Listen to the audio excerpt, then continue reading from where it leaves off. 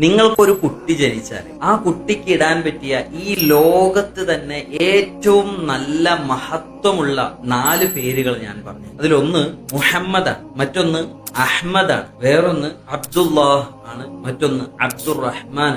ആദ്യത്തെ 2 പേരുകൾ മുഹമ്മദ്, അഹ്മദ് എന്ന പേരുകൾ ഹബീബ് മുഹമ്മദ് റസൂലുള്ളാഹി സ്വല്ലല്ലാഹു അലൈഹി വസല്ലമ തങ്ങളുടെ പേരുകളാണ്. ഈ ലോകത്ത് ഇത്രമാത്രം പവിത്രമായ പേരുകൾ മറ്റൊന്നില്ല എന്ന് തന്നെ പറയാം. രണ്ടാമത് പറഞ്ഞ 2 പേരുകൾ അബ്ദുള്ള എന്നുള്ളതും അബ്ദുറഹ്മാൻ എന്നുള്ളതും ഹബീബ് മുഹമ്മദ് റസൂലുള്ളാഹി സ്വല്ലല്ലാഹു അലൈഹി വസല്ലമ തങ്ങൾക്ക് ഏറ്റവും ഇഷ്ടമുള്ള 2 പേരുകളാണ്. അവിടുന്ന് ഏറ്റവും കൂടുതൽ വിളിക്കാൻ കൊതിക്കപ്പെട്ട പേരുകളാണ് അബ്ദുള്ള എന്നുള്ളതും അബ്ദുറഹ്മാൻ എന്നുള്ളതും. കാരണം ലോകരക്ഷിതാവായ അല്ലാഹു സുബ്ഹാനഹു വ തആലയുടെ അടിമയായിരിക്കാനുള്ള ഒരു യഥാർത്ഥ അടിമയുടെ ആഗ്രഹത്തിൽ നിന്നാണ് ആ 2 പേരുകൾ ഏറ്റവും കൂടുതൽ വിളിക്കപ്പെടാൻ ഹബീബ് മുഹമ്മദ് റസൂലുള്ളാഹി സ്വല്ലല്ലാഹു അലൈഹി വസല്ലമ തങ്ങൾ ഇഷ്ടപ്പെട്ടത്.